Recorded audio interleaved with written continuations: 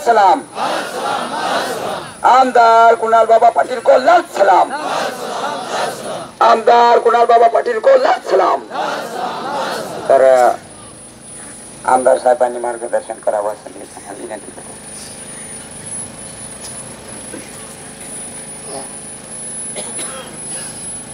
सत्यशोधक आदिवासी शेतकरी सभा याच्या माध्यमातून आयोजित केलेल्या ह्या प्रचंड विराट अशा या मोर्चाच्या निमित्ताने या ठिकाणी ज्यांनी आता आपल्याला मार्गदर्शन केलं ते सन्माननीय किशोर ढमाले साहेब, सन्माननीय आपले सर्वांचे मार्गदर्शक माननीय काकुस्ते दादा, सर्व सत्यशोधक समाजाचे सर्व जिल्ह्यामधले आणि तालुक्याचे सर्व पदाधिकारी, प्रचंड मोठ्या संख्येने जमलेले सर्व तरुण कार्यकर्ते बंधूंनो, मोठ्या संख्येने आलेल्या माझ्या माता भगिनी आणि बंधूंनो आणि भावांनो, मित्रांनो, किशोर दादांनी या ठिकाणी अत्यंत सविस्तर असं मार्गदर्शन या ठिकाणी आपल्याला केलेलं आहे आणि या ठिकाणी ज्या न्याय मागण्यांकरता संविधानाने जो आपल्याला अधिकार दिलाय त्या अधिकाराच्या माध्यमातून अत्यंत शांतपणे आणि संयमाने तुमचं आंदोलन तुम्ही या ठिकाणी सुरू केलेलं आहे। मला माहित आहे की या आंदोलनामधल्या ज्या मागण्या आहेत त्याच्याकरता गेल्या अनेक वर्षापासून आपण सर्वजण लढाई लढतो आहोत। आपला हा लढा स्वतः करता, या समाजाकरता आणि कष्ट करून स्वतःचं पोट भरणाऱ्या गोरगरीब माणसाकरता आपला हा लढा आहे आणि हा लढा लढत असताना गेल्या अनेक वर्षामध्ये अनेक वेळा शासन दरबारी वारंवार खेटा मारल्याच्या नंतर जेव्हा आपल्या मागण्या पूर्ण झाल्या नाही तेव्हा नंदुरबार पासून तर मुंबईपर्यंत हा मोर्चा काढण्याचा निर्णय त्या ठिकाणी तुम्हाला आणि आपल्याला करावा लागला। या गोष्टीची मला जाणीव आहे आणि ही जाणीव त्या ठिकाणी आज राज्य सरकारला करून द्यायचं काम मी केलं। मला हे माहिती होतं जेव्हा किशोर दादांचा मला काल निरोप आला की अशा पद्धतीने आम्ही असा मोर्चा निघालेला आहे आणि आम्हाला त्या ठिकाणी नागपूरला चर्चेला बोलवलंय, काय निर्णय होतो आम्हाला माहित नाही, परंतु एका गोष्टीचं मला फार वाईट वाटतंय की ज्या सरकारने त्या ठिकाणी नागपूरला आपल्याला चर्चेला बोलवलं आणि मुख्यमंत्री किंवा उपमुख्यमंत्री किंवा जबाबदार मंत्रिमंडळातील प्रतिनिधी आपल्याला भेटतील असं सांगितलं, परंतु आपल्याला कोणी न भेटता चर्चा न होता फक्त आदिवासी मित्रांनी ठातूर मातूर चर्चा करून आपल्याला परत पाठवून दिलं। मला असं वाटतं की अत्यंत निंदनीय गोष्टी त्या ठिकाणी या माध्यमातून घडलेली आहे। परंतु आज त्या ठिकाणी स्थगन प्रस्ताव आपण मांडला। स्थगन प्रस्ताव म्हणजे विधानसभेचं सर्वात मोठं अस्त्र की ज्याच्यामध्ये आज या महाराष्ट्रामध्ये घडणारी सर्वात महत्वाची जी काही घटना असेल त्या घटनेकडे सरकारने लक्ष द्यावं आणि बाकीचं सर्व कामकाज बाजूला ठेवून स्थगन प्रस्तावाच्या माध्यमातून त्या ठिकाणी दिवसभर त्या विषयावरती चर्चा करावी, याला स्थगन प्रस्ताव म्हणतात। परंतु सरकारने स्थगन प्रस्ताव नाकारला आणि नाकारल्याच्या नंतर फक्त 5 मिनिटं मला बोलायला त्या ठिकाणी संधी दिली। मला या गोष्टी तुमच्या लक्षामध्ये आणून दिल्या पाहिजे की या सभागृहामध्ये अनावश्यक गोष्टींवरती अर्धा तास चर्चा करणारं हे सरकार आज 10,000 लोक थंडीची वाऱ्याची पर्वा न करता स्वतःचं कुटुंब घेऊन त्या ठिकाणी नंदुरबार पासून 450 किलोमीटर मुंबईला निघालेले आहेत।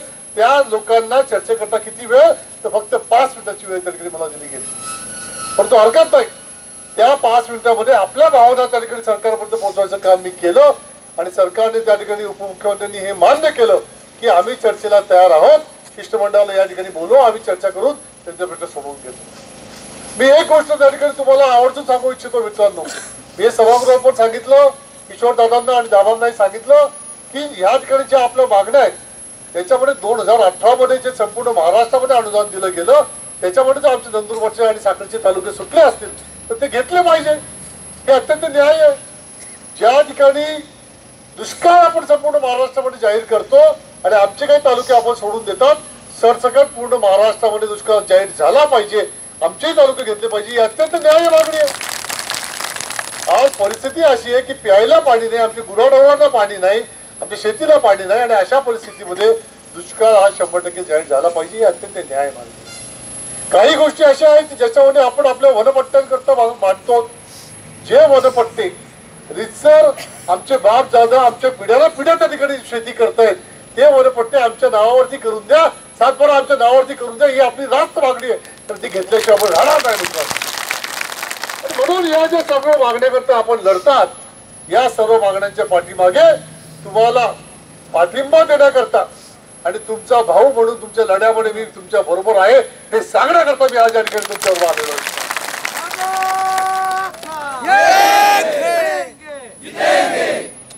आणि त्यामुळे अजिबात काळजी करू नका. या ठिकाणी खरं तर आल्यानंतर मला ऊर्जा मिळालेली आणि ज्या पद्धतीने किशोर दादांनी सांगितलं की हे सरकार ज्या जाती जातीमध्ये लढवायचं काम करत आहे, किशोर दादांनी फार योग्य सांगितलं. आदिवासीला सांगायचं धनगर तुझा दुश्मन आहे, धनगराला सांगायचं आदिवासी तुमचं आरक्षण मागतायत, मराठ्यांना सांगायचं ओबीसीला सांगायचं मराठी तुमचं आरक्षण मागतायत, मराठ्यांना आणि ओबीसी मध्ये लढवायचं, हे जे भांडण लावायचं आणि स्वतः सत्तेवर जाऊन बसायचं, हा प्रयत्न ह्या लोकांचा चाललेला आहे. आणि आज यांना उघडं करायचं काम तुम्हाला आणि आपल्याला करावं लागणार आहे. आणि म्हणून किशोर दादा बोलले ते एकदम योग्य आहे की लढाई आजच्या आज थांबणार नाही. 2024 मध्ये लढाई आपल्याला लढावीच लागेल आणि या लोकांना सत्तेवरून खाली खेचावं लागेल. ते काम तुम्हाला आणि आपल्याला करायचं आहे.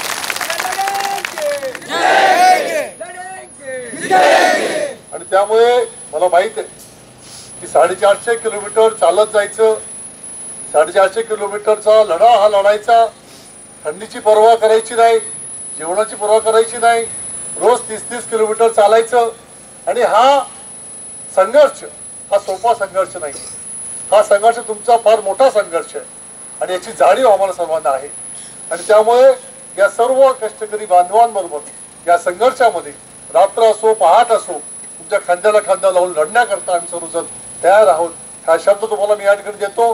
मी आज या ठिकाणी राजकीय पक्षाचा कार्यकर्ता आहे, मी काँग्रेसला जरी असलो तरी सुद्धा तुमच्या लढ्यामध्ये माझा पक्ष सोडून पक्ष विसविलोय तुमच्या लढ्यामध्ये आदिवासी बांधवाबरोबर मी या ठिकाणी उभा आहे, हे तुम्हाला मी या ठिकाणी स्पष्टपणे सांगू इच्छितो. आणि त्यामुळे माझे बरेच मित्र या ठिकाणी आहेत.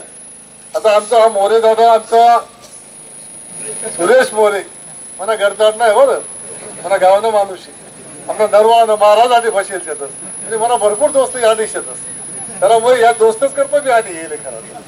आणि त्यामुळे या जवळ मजा टाईम रास्त या मला करता लढतच आणि तुम्हाला टाईप आहे तुमच्या करता मी लढसू आहो तुम्ही शब्द त्यामुळे आम्ही जास्त काही बोलावं नाही.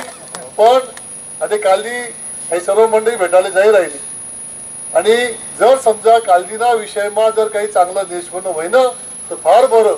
पण जर समजा तुम्ही मुंबईले सोमय्या ग्राउंड पर्यंत जर भेटणार तर म्हणा अधिवेशन 8 दिवसांनी मी बी सोमय्या ग्राउंडवर तुमच्या बरोबर तर रात्री जपायला तयार एवढं सांगितलं. म्हणून तुम्हाला सर्वांना खरंच मनापासून धन्यवाद देतो की तुम्ही एवढ्या मोठ्या संघर्षाचं पाऊल या ठिकाणी उचललेलं आहे. परंतु आम्ही सुद्धा या संघर्षामध्ये शक्य ते सर्व प्रयत्न आपल्याकरता करू हा शब्द पुन्हा एकदा आपल्याला सर्वांना देतो आणि थांबतो. जय हिंद, जय महाराष्ट्र.